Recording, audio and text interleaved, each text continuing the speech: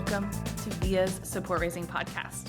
We're excited to bring you a special series that is pulled from recordings related to our Support Raising Leaders Conference in 2026.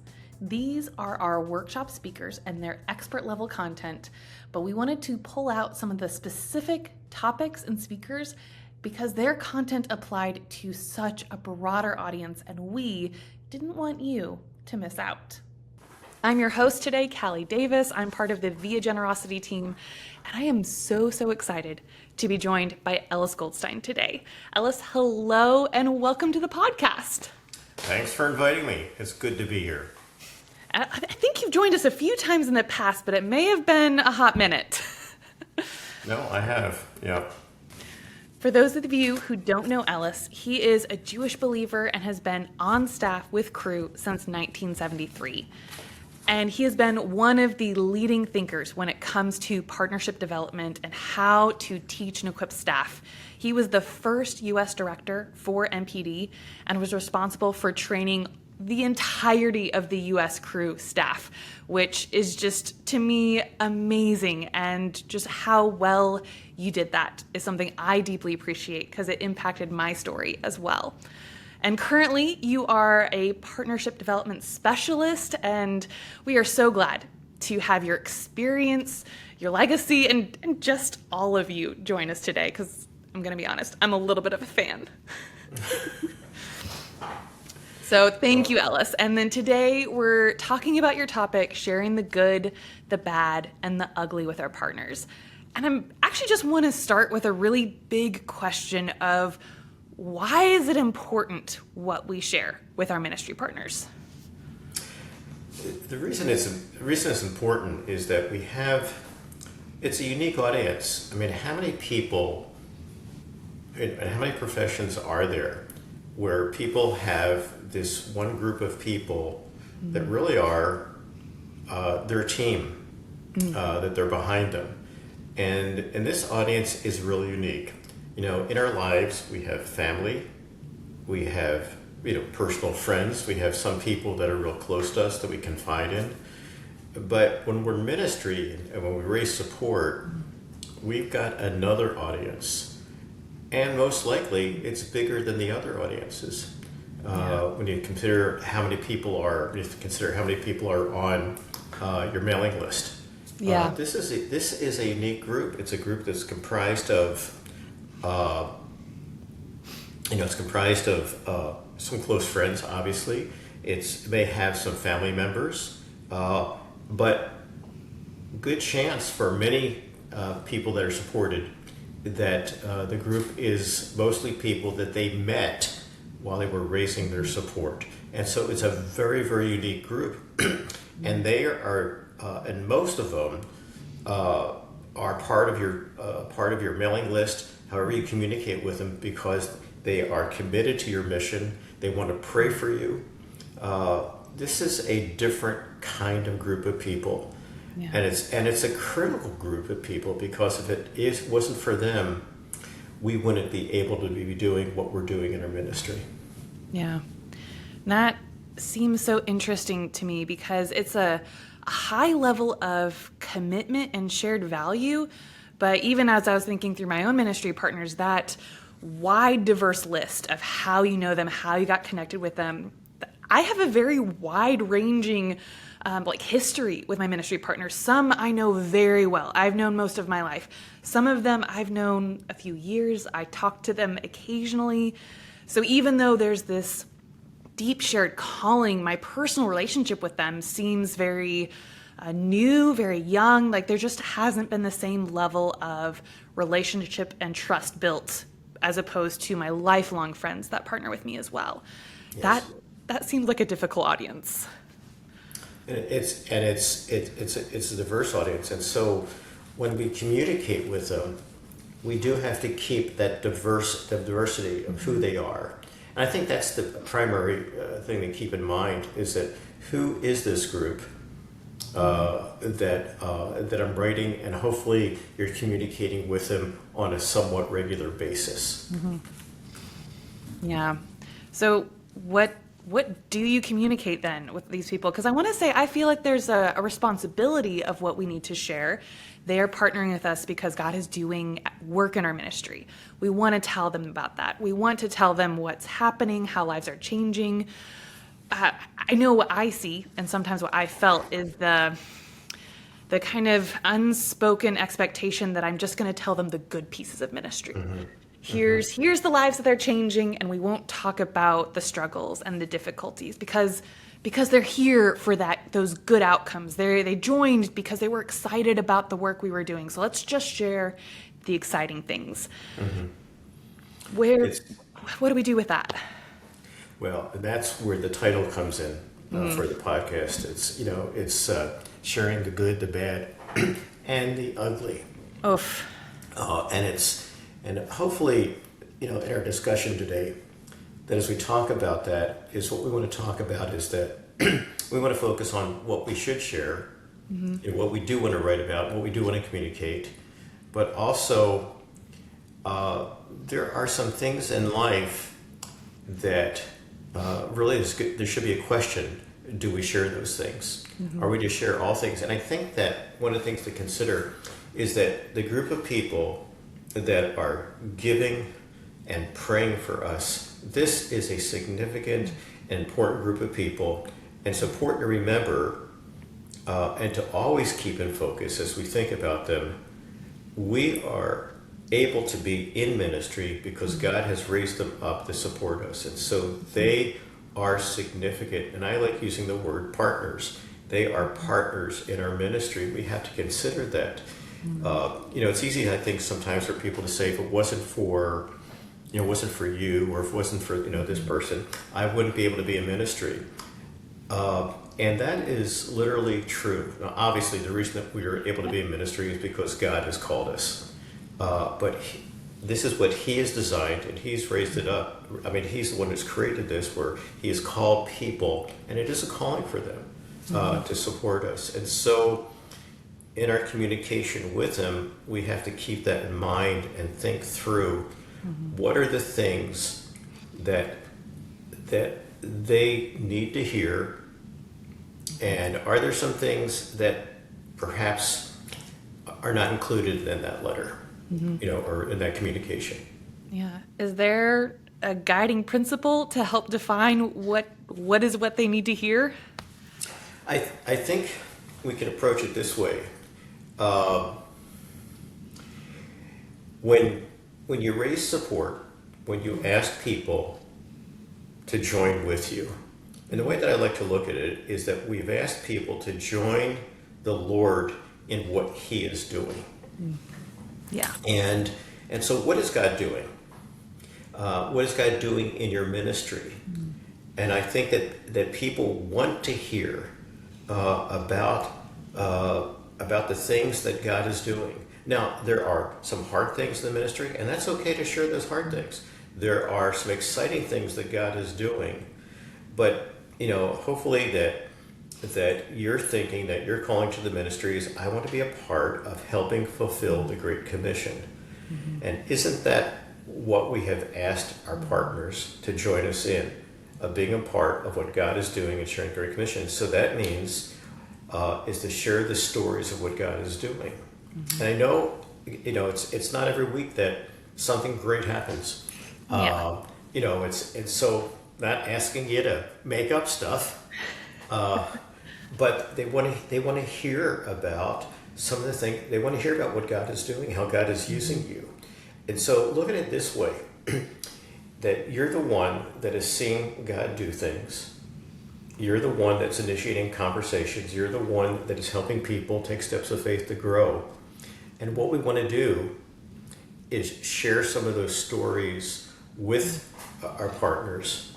And we want them to feel like they're part of it. One of my partners once said something like this. He said, Ellis, he said, this is kind of selfish. I said, I feel like that when I support you, I have my hands all over what you're doing. That's really neat.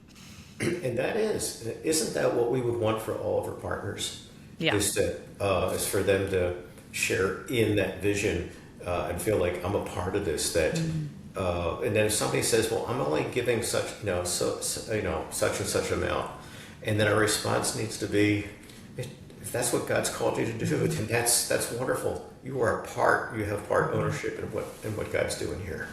Yeah. And I think something that is just kind of striking me as I hear that is wanting your partners to be a part of the process of what ministry is, not just giving them the highlight reel, because it's being a part of things evolving, which is what makes people feel like they're a part of it. They're a part of this growing journey, hearing about the ups and the downs and the barriers and the challenges, and then getting to celebrate when God triumphs, when something moves forward. It's not just the like, here's our 5 gold stars of the year. It's here's this journey we've been on together. Absolutely. You're also going to find for those that are listening that have a family, or those of you who are thinking about having a family. You're going to have partners that come on board, and when you've sat down to talk with them, however it is, whether you invited them to be a part, whether it was over a video call, whether it was in person, and you're going to have some people that are going to say to you, and because people have heard this, and they said, "I want to hear about your family. That's what I want to hear about." Yeah. And one of the things I've seen happen, Callie, is that sometimes people go a little bit too far with that. Okay, in other words, where the content of their letter ends up being, almost out of balance, if I could put it that way. But sometimes there are some situations that there has been something serious that's happened, if there's been an illness that's occurred or something like that, that by all means, people are there to pray for you. They're praying for you specifically as you give them personal prayer requests, or they're praying, for the ministry, and you want to invite them to be a part of that. But what I'm getting at is that yes, there needs to be time to talk about your family, but you want to. The overall impact of this letter is to be what God is doing in your life. If you're married, your family's life. But the main reason that they said yes to supporting you, or that you invited them, is to be a part of what God's doing. And you do want to share those stories of what God is doing. They want to hear about how God is answering those prayers and what's happening. And you can say, boy, it's been kind of dry and not a whole lot's been happening in the ministry, even though that we're putting all this work into it. That's okay. It is okay to say that. There's nothing wrong with that. I'm curious, do you see more often people lean too far in oversharing about things, or do you see them leaning the other way, that they kind of lack a little transparency? They're kind of just kind of whitewashing ministry to make it look shiny. What do you see as more common? I think there can be the temptation to do that. I don't think I've seen a lot of letters where people have. I'm not saying that this hasn't happened, but if you feel like how do I polish this so it's looking more shiny than it really is, then that's when you know that that we've gone too far. But it's that there are times when perhaps not a lot is happening. That's normal. And so you're asking people to pray for that. You're asking people to, if you're on a college campus and there have been difficulties with the administration, just even being on campus, yes, by all means, share those things. This is not a place where you're sharing your opinions, whether you agree with the administration or something like that. Remember that when we're, whether it's on a campus, we've been, that we're there by invitation. But yes, it's okay to share through those barriers. Or, it was you're sharing about specific people, and they're not open to the gospel yet, but yet they're willing to talk with you. Yeah, share about those things. That it is okay to talk about the good and the hard, and sometimes a little the ugly.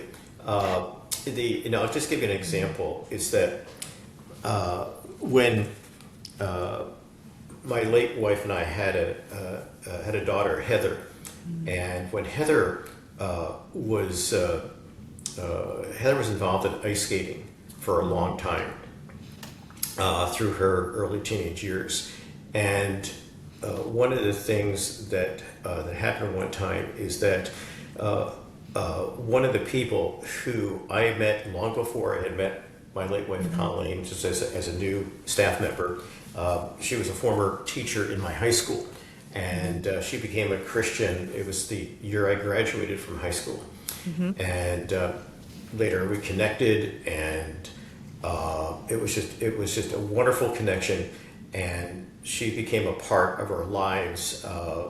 Good conversations, even though we didn't live in the same city.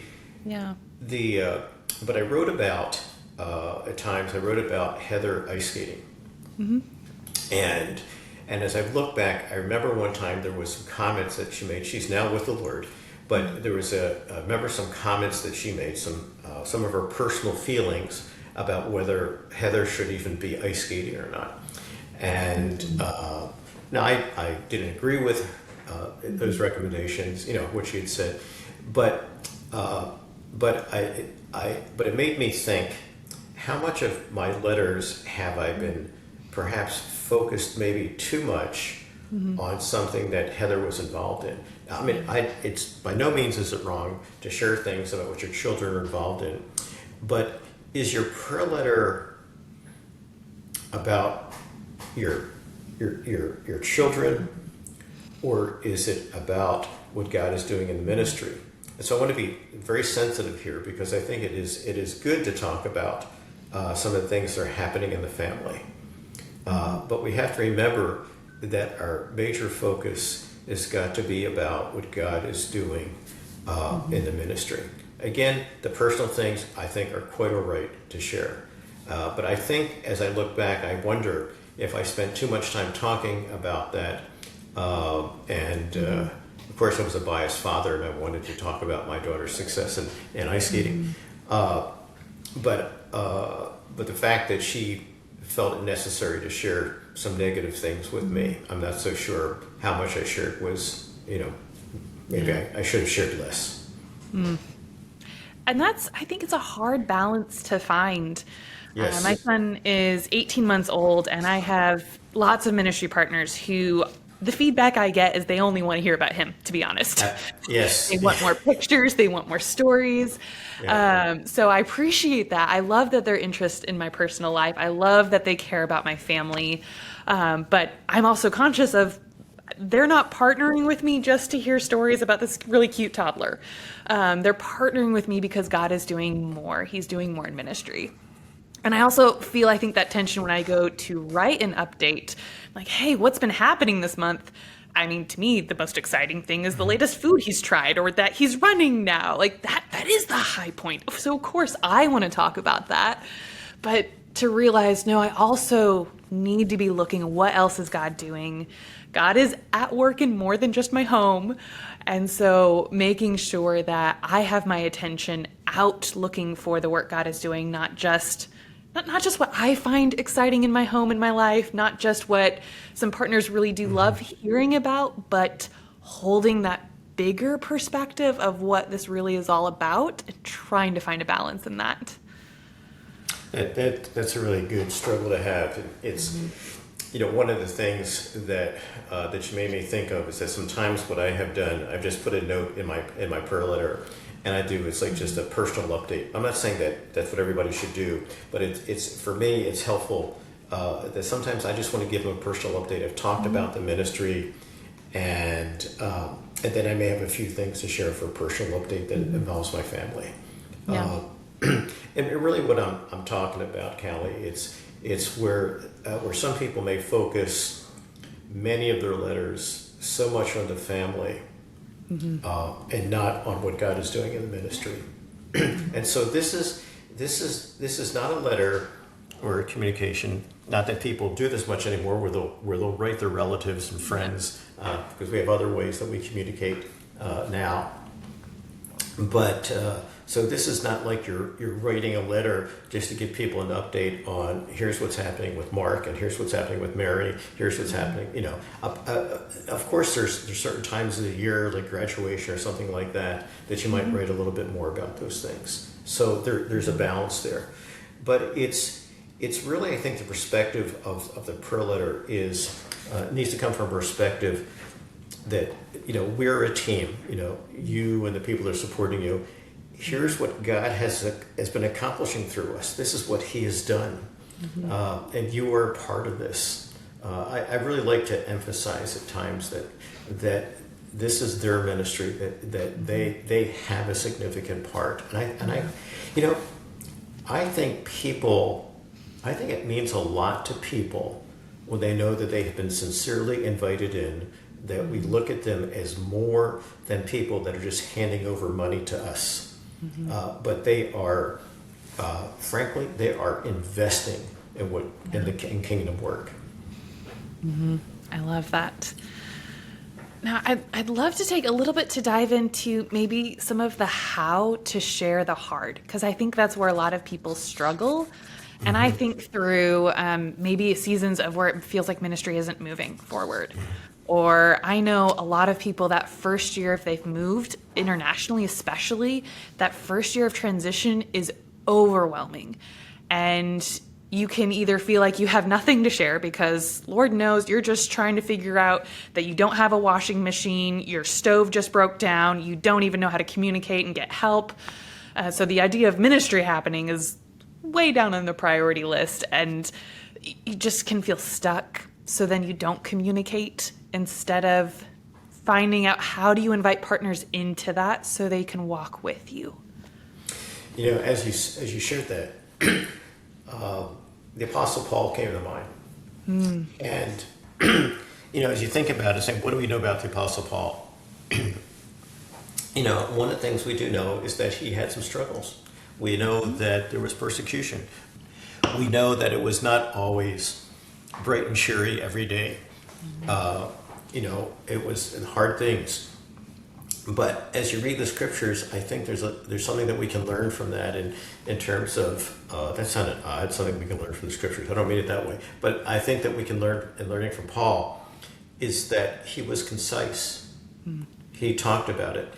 And so I think that what we can do is that we can write about some of the difficulties, some of the struggles, because that is part of the ministry. The ministry is not always, I saw 20 people come to Christ this week. Let's face it, most people aren't seeing that. That's not what it's like every week. Right. But it's the, I think that as we help them understand the process of what's involved, here's some of the things to pray for. We've had some opposition, talking about that. It's those are okay things. Those are good things to write about. Well, they may not feel good with what's happened, but yet here, look at it this way: you are not alone in your ministry. You have people that have rallied around you, and I realize that it's not going to be your whole list of partners that may feel this way, but you've got a number of people that they are really committed to what you're doing. I found out something that really encouraged me. I was one of my ministry partners, the husband had passed away. They were perhaps one of my very first ministry partners, going back almost 53 years ago. And so when I was at the memorial service, the celebration of life, one of the things I found out about this ministry partner is that as he had gone to different prayer meetings or different groups that he was connected with, he told them about my ministry. I never knew that. Yeah. And so what I'm getting at is that whether you see it or not, whether they have verbalized it to you or not, is that you have, and I don't know whether it's many or a few, whatever it is, that really feel a close connection with you. And so And so as you share the different things that are going on, the struggles in the ministry, even some struggles in life, which is okay to share, they are behind you. And so I think if there's one thing I want people to understand from our time together today, is that when we use the word partners, these are people that have a stake in our ministry. They love it, and they talk to their friends about it, even though that we may not even have known that. And so the question is, what do we share with them? So, as the Apostle Paul talked about, just some of the struggles he had, some of the persecution he had, that you can believe it, that he wanted the people that were receiving this information to be praying for him. And so that is okay. Matter of fact, it's more than okay that when there are struggles, when even if it's not much is happening and we've been putting in the effort, pray for that. Ask people to pray for it. We want them to be a part. So it's really what my focus is at our time is. It's like, what are some of the things that perhaps that we should focus on? What are some of the things that we need to be careful about? And that's why I mentioned the one example of that I had wondered, even when I was preparing for our time and for the talk at the conference, I was wondering, perhaps did I spend too much time, talking about what God was doing in my daughter's life. I mean, that sounds like, well, that should be something you want to do, but I was wondering if I had overdone it a little bit. Just made me think about that. And I do think that there are some things we definitely share, some things we don't. A friend of mine shared with me, he said that when you're writing your letter, when your communication, that one of the things you want to do is use the inclusive word, is that this is what we are seeing God do. This is what we need to be praying for. So it's including those who are giving and praying for us. Make them feel like they are part of the team. Because they are. Yeah. So we're familiar with people saying, or perhaps we've said it, I can't do this without you. Let that not be a cliche. Let it be, when you say that, you need to think through, why am I saying that? Am I saying it because, well, I just want to make them feel better? Or am I saying it because I really believe it? And I would say that if you're not at the place where you really believe that, then you need to pause and confess your sin to the Lord and say, God, I have not been looking at my partners in the right way. They are your gift to me. And I realize that you have raised them up. I couldn't do this if you didn't raise them up to be a part of what I'm doing. And their praying and giving are both significant in what they're doing, investments in the ministry. I have a partner just wrote me a couple weeks ago, and he said that he and his wife have made a decision that on, I think it's every Friday or something like that. I think it's once a week. They said, we're going to be praying for you. And to see people say that we are going to make sure that we are including you and making room for you in our prayer life, and intentionally. And I think that happens various ways as we build a relationship with our partners.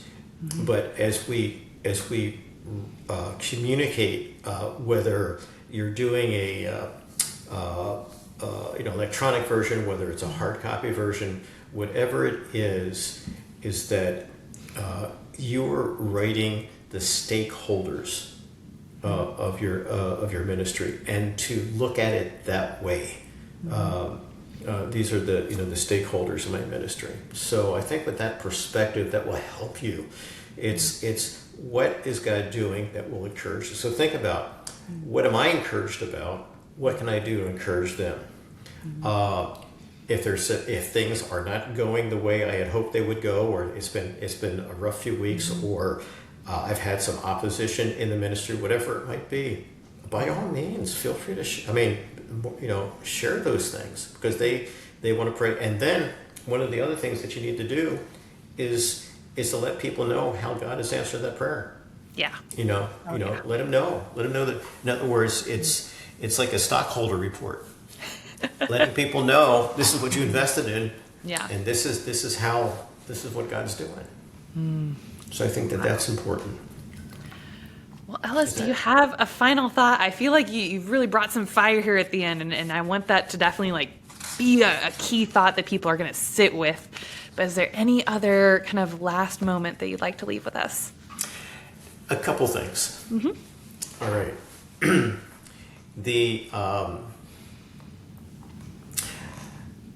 Let me just add one little thing about your children, and then I'm going to move on from that, say something else.